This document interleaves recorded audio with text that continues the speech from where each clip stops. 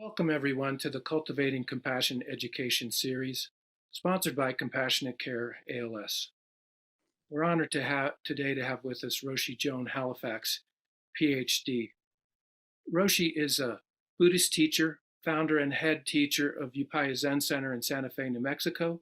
She's a social activist, author, and in her early years was an anthropologist at Columbia University and University of Miami School of Medicine. She's a pioneer in the field of end-of-life care. She has lectured on the subject of death and dying at many academic institutions and medical centers around the world. She received a National Science Foundation Fellowship in Visual Anthropology, was an Honorary Research Fellow in Medical Ethnobotany at Harvard University. She was a distinguished visiting scholar at the Library of Congress, received the Pioneer Medal for Outstanding Leadership in Healthcare by HealthCare Chaplaincy, the Sandy MacKinnon Award from Covenant Healthcare in Canada, Pioneer Medal for Outstanding Leadership in Healthcare, received an Honorary DSc from the Royal College of Surgeons in Ireland. She has received many other awards and honors from institutions around the world for her work as a social and environmental activist and in end-of-life care field. Welcome, Roshi Joan.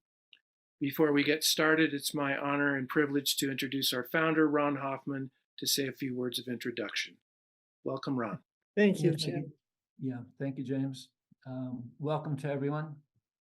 Roshi Joan, thank you so much for being here again.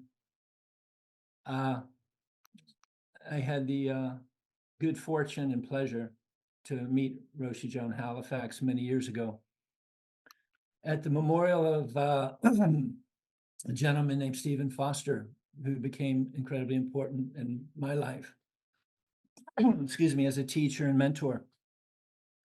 And likewise, Roshi Joan has been a teacher and mentor, colleague, and I consider her a dear friend. Her work is extraordinary in all that she has done in the world for so many years. I know that the influence that she's had on me and my work and countless others around this country and around the world has been incredibly significant. With that, and actually something that's come to me today, because Roshi Joan, in attendance, we have a few individuals living with ALS, we have caregivers, and we have other folks, some of our staff is here. And as we all know, the extreme challenge that it takes, and not just living with ALS, but caring for individuals living with ALS and all that it entails, is beyond imagination for many. And I was reminded earlier today of one of your teachings, and one of the things you speak of is soft front, strong back, which, if we think about that, many of us can, that can have a great deal of meaning. Anyway, it's my pleasure, Roshi Joan Halifax. Thank you so much. So it's an honor to be here in this community once again, and I just am so moved by the work that's being done by your community. It's just extraordinary and so important, and also, as a model of deep humanization. And Ron reminded us of this internal posture that is very, it's very practical and very useful. It's the strong back, soft front paradigm. But whether or not you're able to sort of touch into the somatic metaphor, still it refers to an internal process.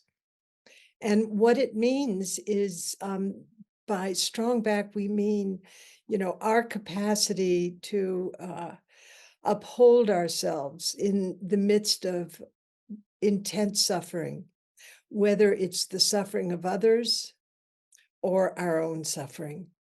In other words, to have the equanimity, to have the wherewithal to maintain balance, be upright but not stiff, to be able to be pliable, like in a way a stalk of bamboo that is pushed in one direction or another by the wind of circumstances.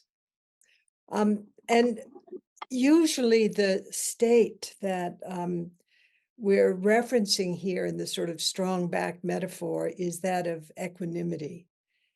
And the word equanimity is not about being just kind of flat.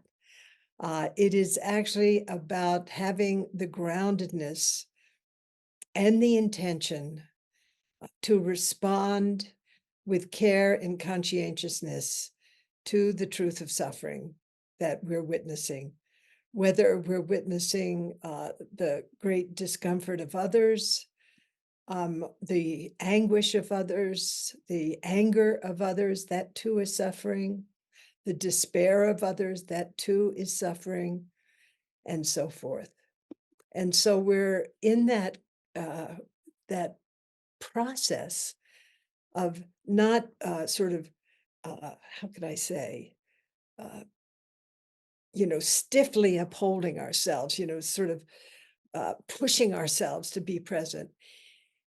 It more has to do with the sense of care and conscientiousness and real love as we meet another or ourselves in the midst of the crosshairs of grave unhappiness, of deep anguish. So equanimity, that capacity for us to, I love what Thich Nhat Hanh's translation of equanimity. He calls it inclusivity. It's pretty interesting. Our capacity to equally be present for whatever is arising, no matter what, not just preferring the worst or the best or the most beautiful or the most terrible, but whatever is the truth of what is arising in any given moment. Boy, it takes a lot to actually do that. And by a lot, it's that, we carry so many ideas about suffering. And in a way, the strong back really comes from what my wonderful late teacher, Glassman Roshi, spoke to in the 3 tenets of not knowing, bearing witness, and compassionate action. It is really sitting with openness, with fundamental not knowing, being able to be, in the midst without the grip of fear mediating our experience and taking away from the experience of connection. So strong back and soft front. This refers to, it's not mushy, it actually refers to our capacity through having this kind of fundamental uprightness, not an undisturbedness, to actualize spontaneous compassion. That is our capacity to really attend to the truth of the experience that we're in with others or ourselves. To feel concerned if suffering is present. And then to have the insight to, sort of drop into a place of openness to see, what will really serve here. And then engaging either through direct action, or even what you see serves is actually doing nothing but being present, which is something. And so, when Bernie would talk about the value of not knowing, he's talking about this kind of curiosity or openness, openness to being, to learning what will really serve here. But a lot of us have the thing all sort of opposite. In other words, we have a strong front That is, we're in this, sort of identity or defendedness or using role or our conceptual mind to separate us from things, whatever is in our lived experience in any given moment. And soft back, fear. So this is, our fundamental practice is, beginning to get these qualities nourished and oriented, our capacity to really uphold ourselves in the midst, and our capacity to really open ourselves, to bear witness, to not separate from. Yeah, so Ron, I just thank you because this is a sitting with that model, if you will, at the very beginning about the relationship between equanimity and compassion is really important. So let's just take a breath right now. Mm. And maybe bring your attention first to the sensation of your feet on the floor or your sits bones, or even maybe your hands touching one another, or maybe you don't have access to your somatic experience. But see if you can internally, with the breath, to the extent that you're able, really invite yourself to be grounded.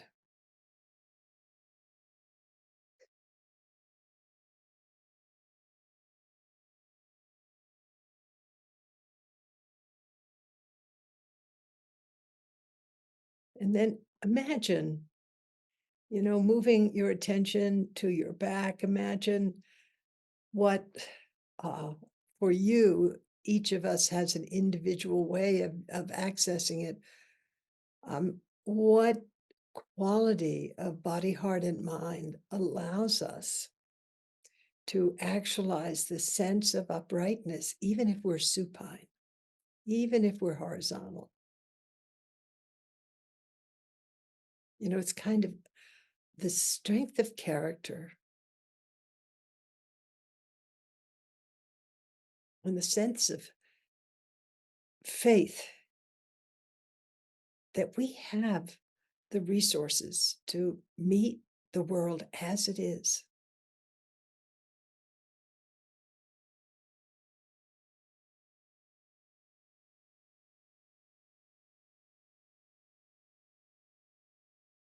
And the image of soft front, and imagining that our subjectivity, our sense of self, is not just bound up in the I-ness, kind of the you-ness of any given moment. But actually, you're not separate from the context of your lived experience. Whatever that might be.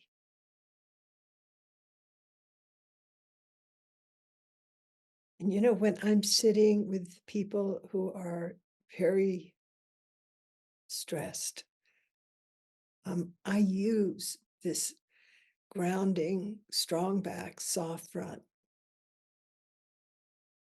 as a kind of doorway into connecting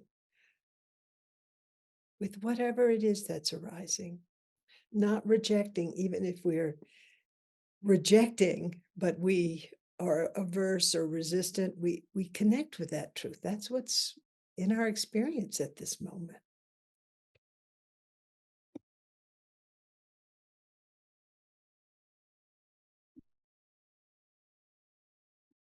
Okay. So this is a time when you and I can reflect together. All of you, in one way or another, have some connection with this extraordinary project that Ron and the team are engaged in supporting people and families where ALS is present.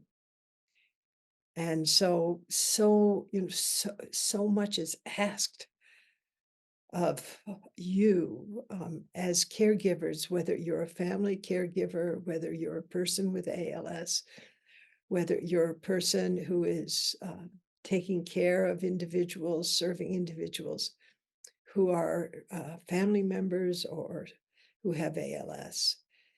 And it's a time when, being able to resource yourself so you can bring more into this work without it feeling as if it's taking you away from the source of your energy, the source of your love, where in fact your actions, as you experience them, whether as patient or parent, as lover, as caregiver, where the sense of intimacy is not frightening. The sense of connection is not scary, but it's actually profoundly fulfilling and humanizing. So I'd like to just open up the floor for reflections, insights, questions, edges, to see, hear from you about what your experience is and what's coming up for you, as someone in this community. And you can raise your virtual hand, or maybe you can, there are other ways that you all know how people indicate. And I might call on a few of you in any case, just as a way to connect with you, to share, what comes up for you as someone in this community with the particular challenges of being in this community. And I just saw Susana Gallo. Hi, Susana. Hi. I just wanted to share something that's fairly coincidental, is that I was present for the last talk, last Zoom. I think it was November of 2022, and I shared that um, that night my daughter gave birth, and Whoa. wanted to share again that she's giving birth this week. Oh, My my questions and concerns were how to handle, sadness and happiness, grief and joy simultaneously. yeah. So anyway, I'm here. I made it. I guess it's my strong back and my soft front. And so I wanted to thank you for that. I've always thought of how kind you were that day to me. Well, it's nice to reconnect with you. Wonderful. There's an image in our tradition that is really wonderful. And it's of the Bodhisattva Avalokiteshvara riding the waves of birth and death. And sometimes, I lived for a little while in California. So um, uh, sometimes, I'd be driving on the highway and I'd see surfers riding those waves. So this is the work, birth and death are arising all of the time. In a way, in-breath is a birth, and every exhale is, in a way, a letting go of death. And one, through time, by accepting the truth of birth and death arising all of the time, the truth of impermanence, the truth of our mortality. We get more in touch with this sense of I can be present as these changes are happening, even in my own emotional roller coaster that I'm on, in riding my own waves of internal birth and death. And it's not turning on yourself, saying, I'm not good enough and I can't handle it. It's just, no, what's arising for me now is joy. And what's arising for me now, oops, I'm getting feedback. So what's arising for me now is anguish. And it's being in touch, being intimate with, your own experience and not judging it. Because whatever you're experiencing, it will change, particularly if you allow yourself to connect with it in a way that is fundamentally kind, non-judgmental. So I probably said this to you before, Patty, you know, this non-judgmental connection. But one other thing comes up for me, and it really is because we're in a community here through Ron and Jim and the whole CCALS staff. It has to do with finding those relationships where you are also not judged, but held in a way that is characterized by strong back, soft front. Because if you feel impatience around you from others, that is going to prime your own sense of inadequacy. And let me just tell you, your experience, you know, of yes, joy at birth, yes, sadness at whatever, you know, the circumstances are. These experiences are so humanizing, and not touching into them is dehumanizing. But also not being a toy of these experiences, but respecting that you're in the grip of justifiable sorrow, of justifiable sadness, or whatever the experience is, and saying, this is where I, like a grandmother, oh, this is where I am right now. And what am I learning here? What am I being given here? Does this settle with you at all? As you're hearing me speak, what comes up for you, Suzanne?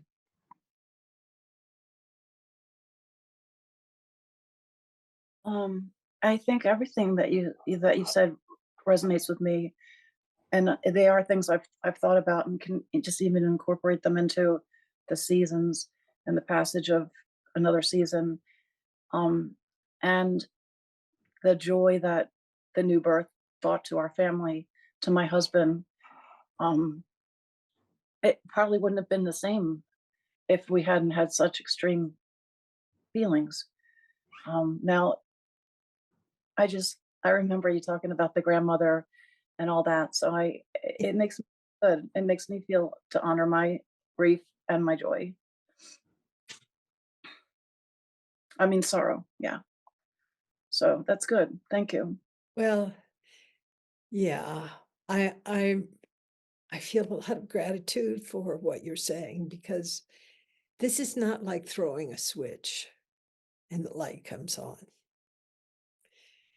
You know, even though I've been in this work for so long, I am constantly at that edge of going over the edge into empathic distress, or feeling like I'm not giving enough. You know, it's these old scripts that have ruled our lives. And we're beginning to learn how to look at those narratives as instructive, but not instructions. You know what I mean? They're not instructions. They're instructive. They're where we learned. So let me ask you, I'm just, you know, what in terms of these life-changing events, what do you feel in the past year has been your biggest learning?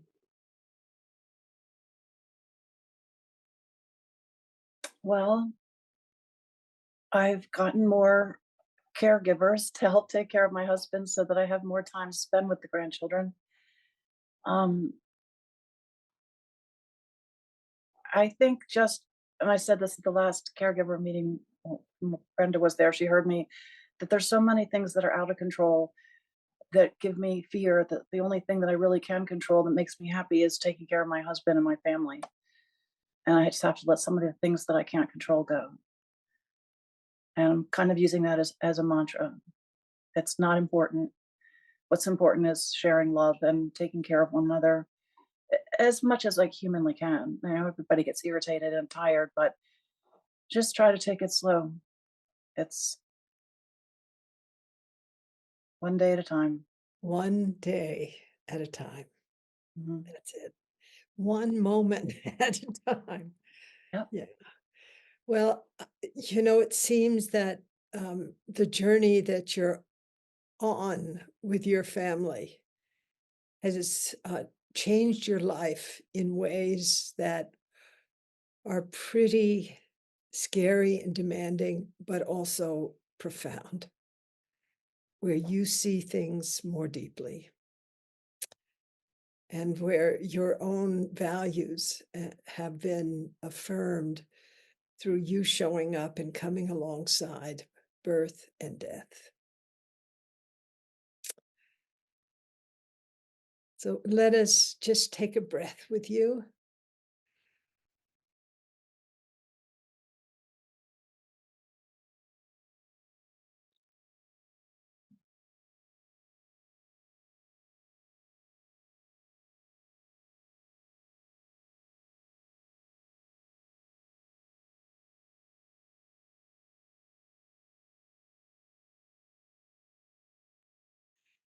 Thank you so much, Suzanne. Thank you. You too.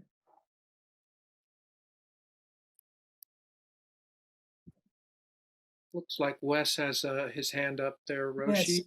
yes, thank you. Hey there. It is a pleasure and an honor to meet you. I just had a question or two. Maybe you could guide me and maybe some of the rest of us on here. I'm I'm taking the holistic approach to my care. I'm only 44. I was newly diagnosed this past July. I'm reading several books right now. The Brain Under Siege, The Art of Dying, and Dr. Lisa Yao's book, and I'm taking all of that and everything that I'm learning from Ron, and James and all, and Dr. Lisa, and applying that towards my care and how I go forward. Um, my thing is, I'd like to know if there's I put it in chat as far as books.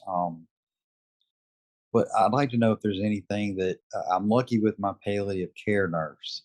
And then it just so happened to work out that when I registered for this, it's your and the Buddhism, and she is Buddhist.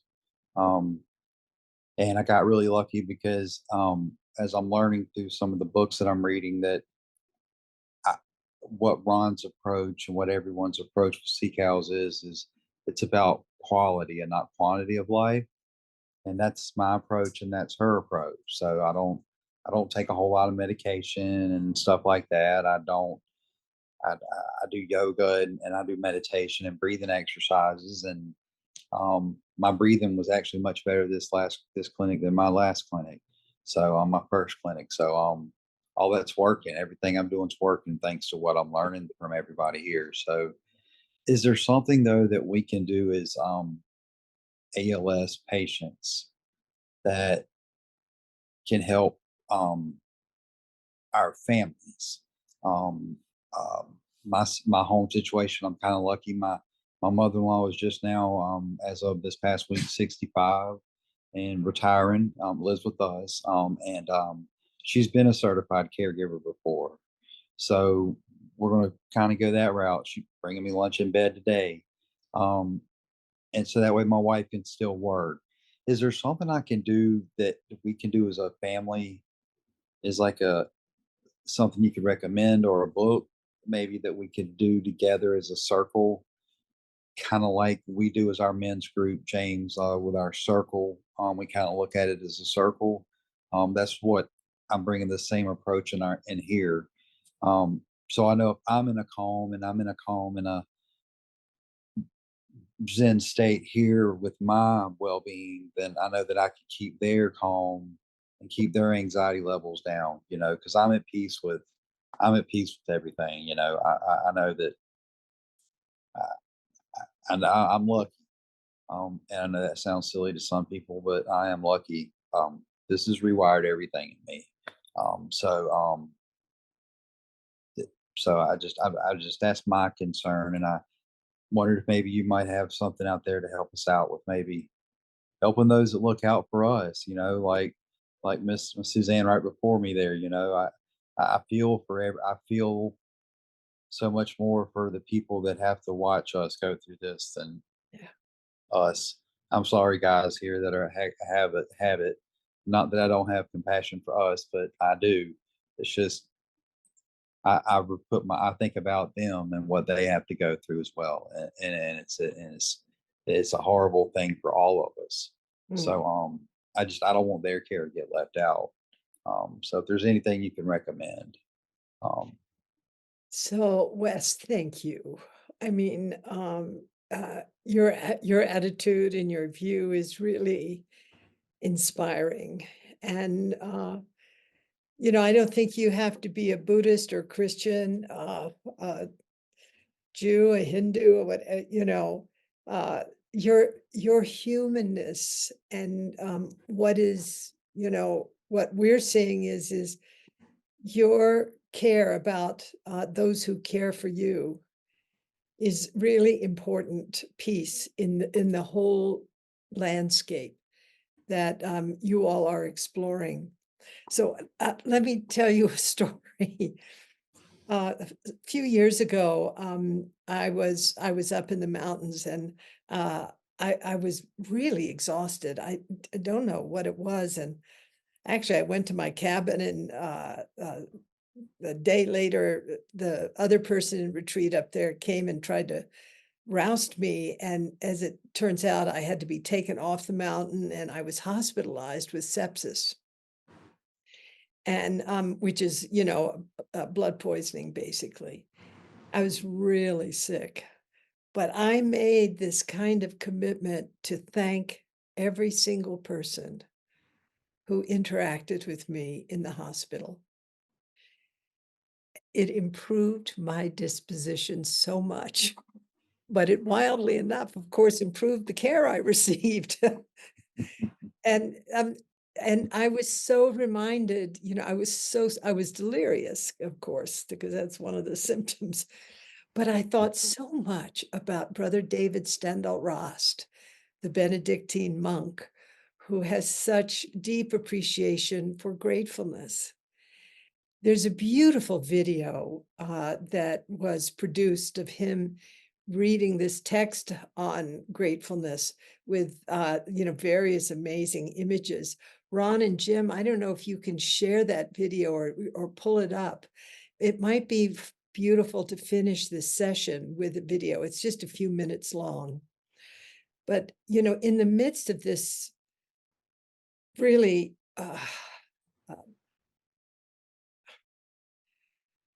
what can one call ALS? This situation. It's a situation. It's a whole situation. To manifest gratitude in the way I look at your face, which is so beautiful, Wes, and to practice gratefulness, even as your capacity to meet the world as a physical being is going through very deep changes.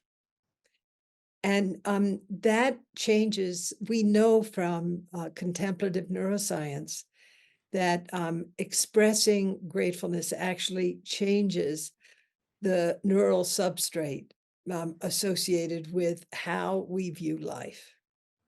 And so, I'd love to show this video, but also I'd love to say, you're doing it. Your care for those who care for you makes a difference to them, because they can, just as you have awakened to a certain view, they can bring that same sensibility forward as they care for you. And I have a friend living in a big city elsewhere, and her best friend, who's older, is in a kind of state of dementia, And this lady is taking good care of her. And I said to her, you will never regret caring for a person you love. But if you don't care for that person, you'll feel bad. So it's finding, to realize that what His Holiness the Dalai Lama says so clearly, that compassion and altruism are these pathways to awakening to our full humanity. And part of that is to genuinely feel gratitude toward those who are caring for us. And this friend of mine it felt, this sense of like, I can't do enough, I can't do enough. And it was like suddenly she could sort of release herself into what Frank Ostaseski, our good friend, calls really on joy and on the path of service, finding that joy. But it's happening so often in mutuality, like seeing your face in the morning, and your mother-in-law feels the benefit of your awakening to the blessedness of life. And then I'm reminded of another little interaction with a friend who has cancer and has been really fighting it. And I said to him, wow, boy, you have really been fighting this cancer. And he looked at me and he said, Roshi, cancer is my friend. And I was like, wow, say more. Wow, I've learned. And he said, I've learned so much from cancer. And I've learned to let go of so many things that weren't important. And I was like, oh, now I understand. Thank you. So it's really bringing a sense of curiosity, of also gratefulness, like, wow, I'm fortunate because I have a mother-in-law who can show up and a wife who cares. Many people who have advanced ALS don't have the kind of intimate family care that you're experiencing. So it's where are the places, like the islands in your experience where gratitude is strong. And your beautiful presence, I think, is felt by all of us as we look at your face. I just thank you, Wes. Wow. I like your pillow too. What's the story of your pillow? Spider-Man. Ah, It's yeah, I love Spider-Man, and just to help save my neck muscles when I'm in the bed and driving. I mean, and riding around and stuff like that. So, but yeah, and I can relate to that last part you said too, real quick about the gratitude part with the being his cancer is his friend, because Lou's my friend. Because honestly, without Lou, I didn't like who I was before. Without Lou, I wouldn't be doing all this work. Like without Lou, like from the very get go, right when I was going through my diagnosis, and I went to work and told them, hey, they think it's ALS, and everybody's first response, we all know, is I'm sorry. And well, you didn't give it to me. It's not your fault. I mean, and and my response was, this is a gift, because I right away saw that it was going to take some work for me, but I was going to get to somewhere that I should have been a long time ago. Um, so I don't want to say I'm glad Lou has come along, but I know that the last years of my life are going to be great and good, thanks to CCALS and my wife and my mother-in-law and my circle of people, my pals and my cows that have my circle. That I know that my last years are going to be great, and otherwise they might not have been. Um, so yeah, yeah. So yeah, stay positive, everybody too. So, but Thank you. it was really an honor to talk to you and to hear you and then to meet you and whatnot. Really, really was. Really, really, truly was. Thank you. well, Wes, so I feel the blessing of your presence. I think all of us do. And also, your your view is one that is remarkable. It's, understanding that there is so much to learn from this experience, but even as a patient, there's so much to give. And I know Ron remembers Michael, and this was uh, uh, the brother of a friend of mine who just lives up the street, Mm. who was, yeah, Michael, what a, and honestly, I was so grateful. Michael was brought into Upaya's life, and that his very um, overly educated family, who found it difficult to accept what was going on with him. Michael insisted through the magic of touch, that we do this big family meeting. And I think we all left that family meeting in love, Mm. totally in love. And that's the feeling that, you're bringing forward now. And it can change, all kinds of stuff can come up for us, in this ALS journey or the journey of life. Lou can be a pretty demanding teacher. And so when, if difficult moments arise, it's like, how do we come alongside those moments too? And you're building the resource now of insight, of courage, of appreciation, of gratefulness. And who is that? Charlie does Oh, that every time. He shouldn't be doing this on the monthly speaker meeting. I'm so sorry, Ron. That's Charlie, my wiener, a dog. I'm so sorry, everybody. I'm so we sorry. love it. No, he does it every move. No, he shouldn't be doing that on the monthly speaker meeting. You got to no quit. Stop it now. You got to go right there a minute now, baby. Quit now. No, no, no, no, no. Because everybody wants to hear about you. They do not want to see Charlie right now. Well, I No, no, want to no. see Charlie. Up there, you can see Charlie one more time in Okay. there. Yes, everybody wants to hear from you. They don't want to see, everybody sees Charlie enough in groups and all that. He always butts his head in at the last moment. So yeah, no, we want to hear from you. So, but I'm glad that everybody says that about me, and I don't understand that about me. I don't get it.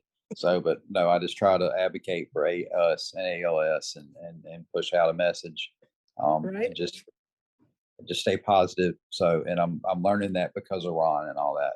So I wouldn't be where I am right now if it wasn't for um, CCALS is guiding me through my trauma, Yeah. and all that stuff, and coming to understanding and grips with all this stuff.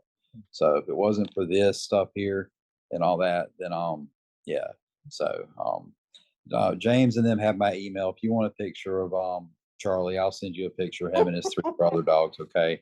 So you just let them know, okay, and I'll email you pictures. So, Okay, but, good. I very much appreciate everything that you said. So, and great voice. By the way, y'all, real quick here, I got something at clinic the other day. You said something about that. I've been doing exercises and restorative yoga. They gave me this thing, guys. If y'all can see that, it's a respiratory muscle strength trainer that they're just coming out with.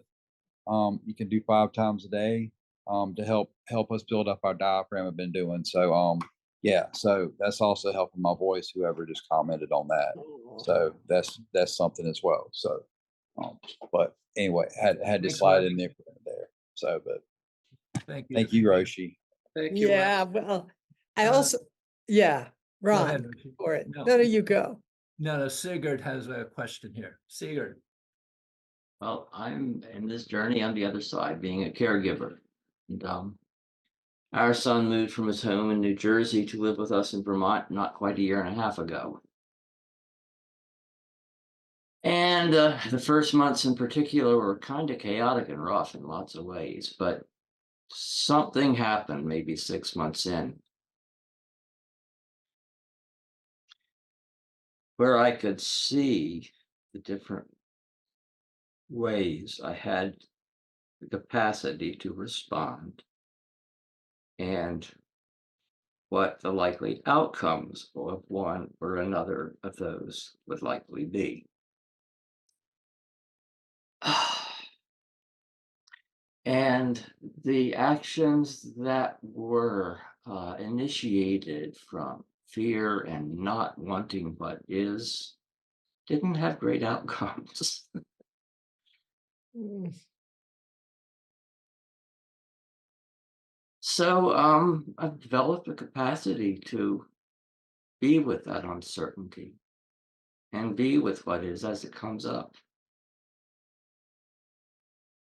And with all the incredible constraints our son has, can't speak, can't eat, can barely move his hands, but is still working full time.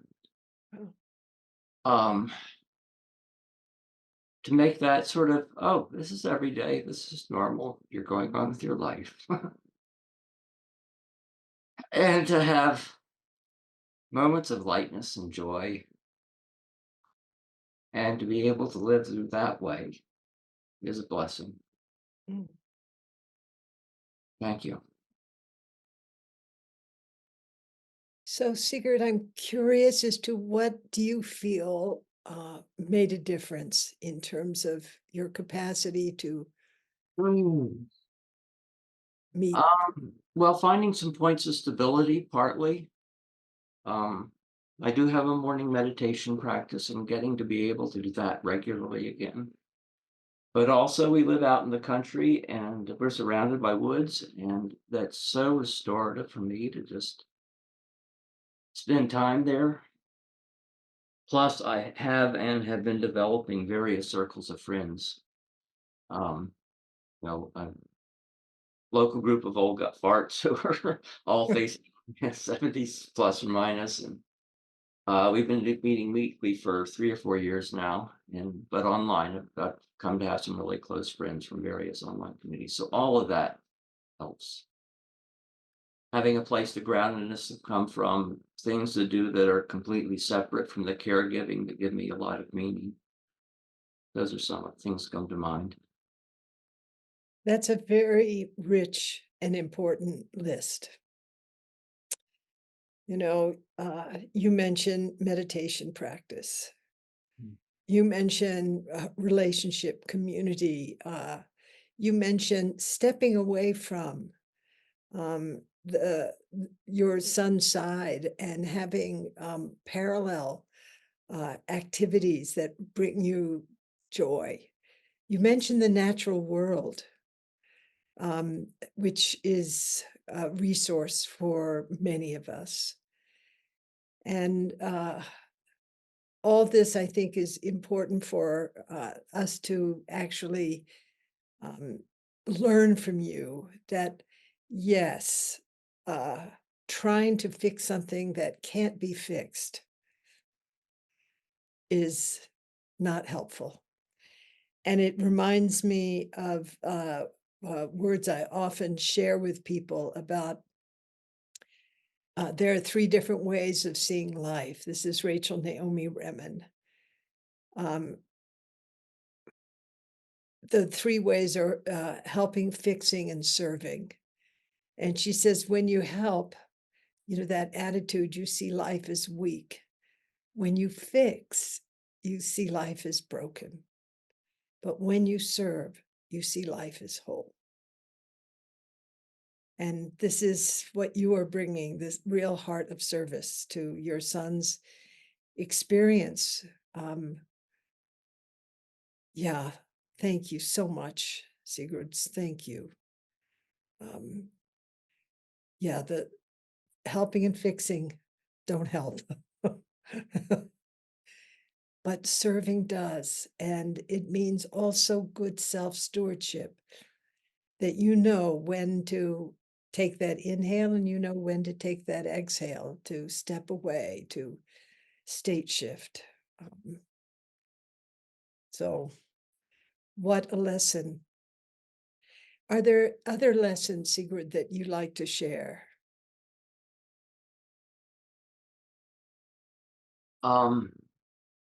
being willing to let emotions move through even in social situations where it might feel a little bit uncomfortable.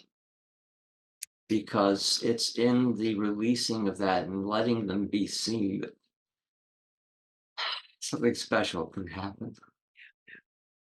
Yeah. So like right now, I didn't expect this emotion to come up, but it is. So I'm letting it move through me in this moment. Mhm.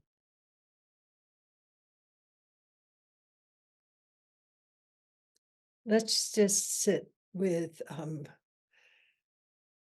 what is your experience right now?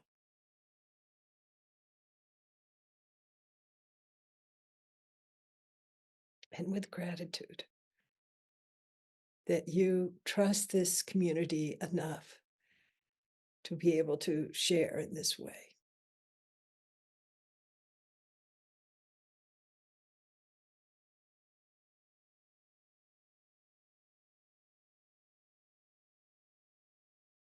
Thank you so much.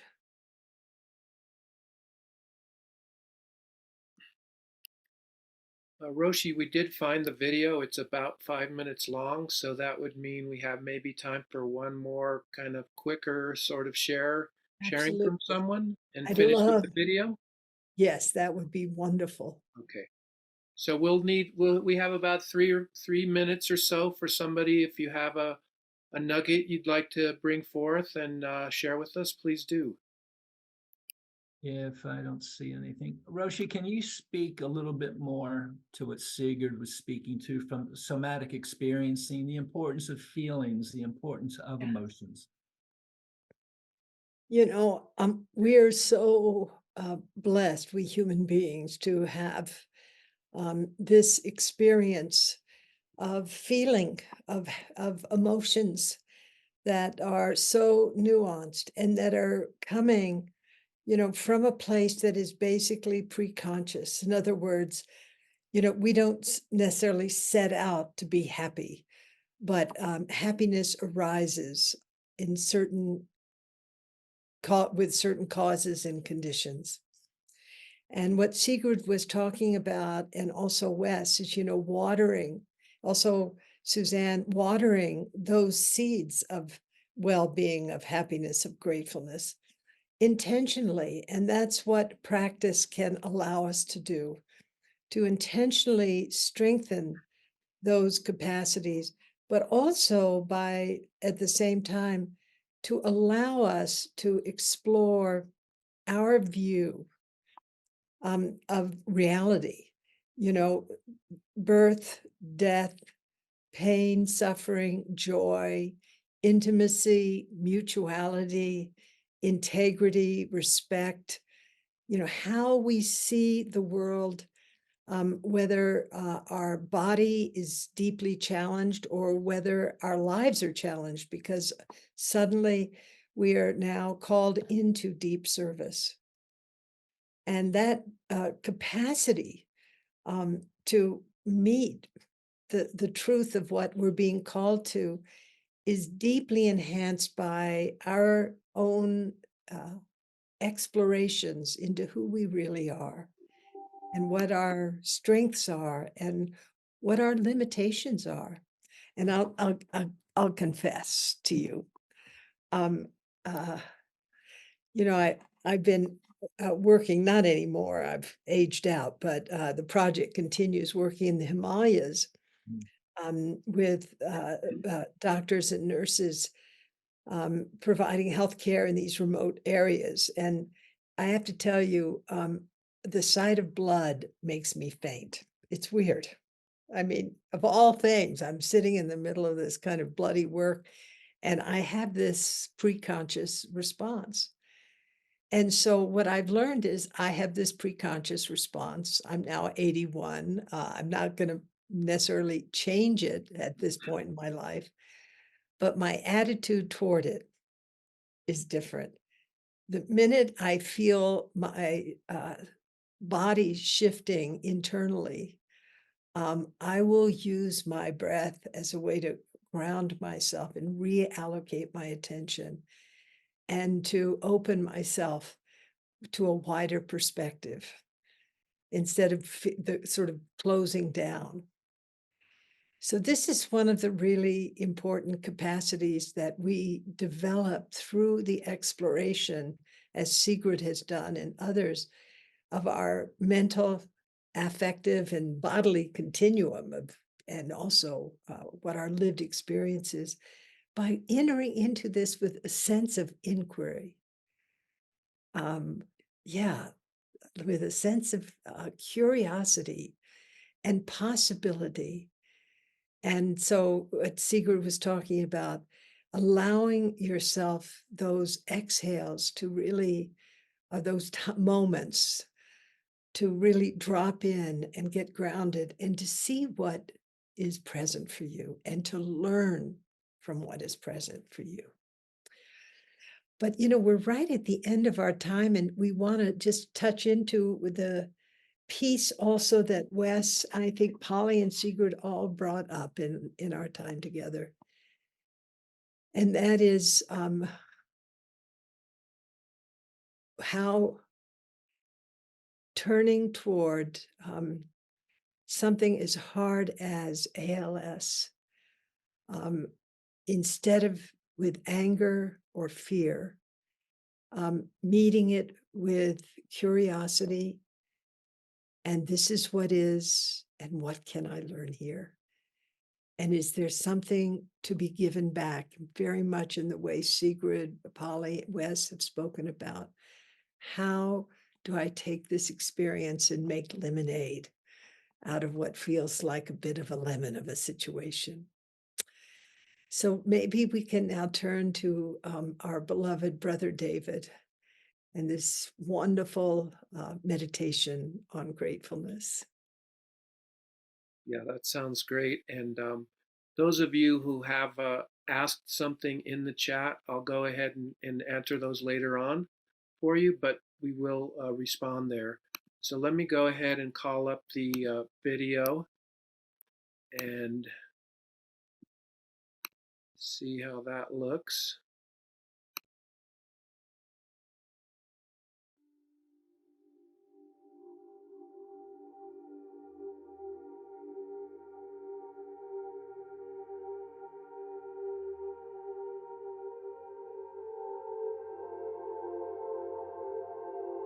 You think this is just another day in your life?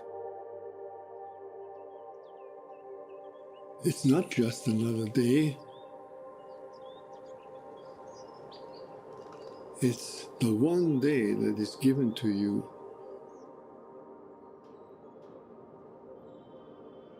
today. It's a gift. It's the only gift that you have right now. And the only appropriate response is gratefulness. If you learn to respond as if it were the first day in your life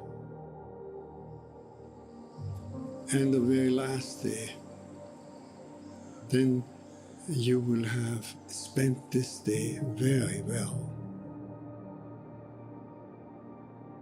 Begin by opening your eyes and be surprised that you have eyes you can open.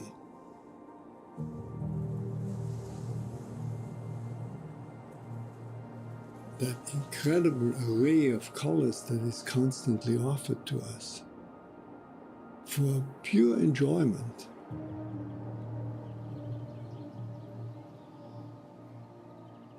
Look at the sky. We so rarely look at the sky. We so rarely note how different it is from moment to moment with clouds coming and going. Open your eyes, look at that. Look at the faces of people whom you meet.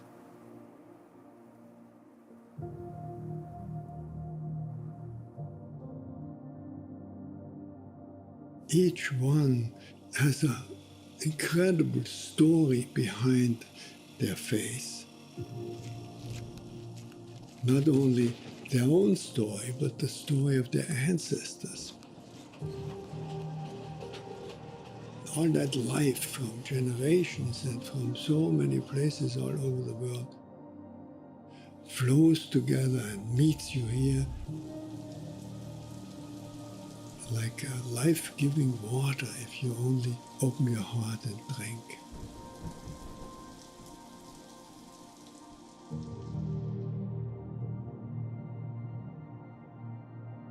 Open your heart to the incredible gifts that civilization gives to us. You flip a switch and there is electric light. Turn a faucet and there is warm water and cold water and drinkable water. A gift that millions and millions in the world will never experience.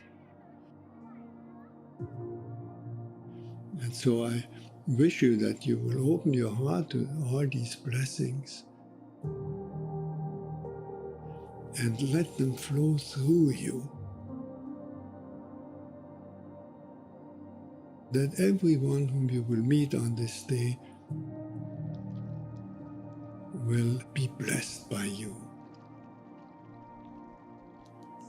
just by your presence.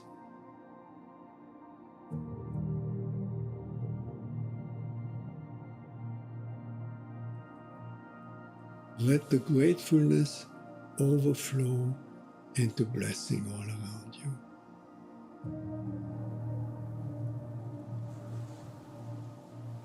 And then it will really be a good day.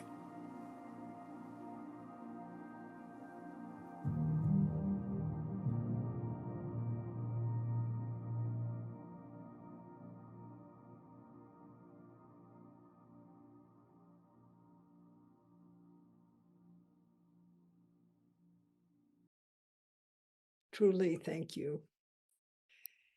You know, it is spring equinox today. How fortuitous to have this time with all of you as spring opens the door toward the blossomings of this season.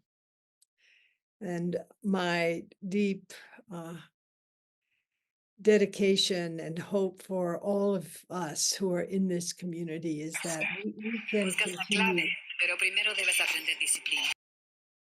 we can continue to show up for each other, whether patient or caregiver, in a way that brings the best out in each other. And Ron and Jim and your team, thank you so much. I'm deeply grateful for what you're doing in this world of ALS. Great heart to all of you. Thank you, Roshi Joan. Blessings to you. Thank you. Bye-bye, friends. Thank you. Bye-bye, Thank you, everybody. Roshi. Grateful day, grateful day. Thank you all for showing up.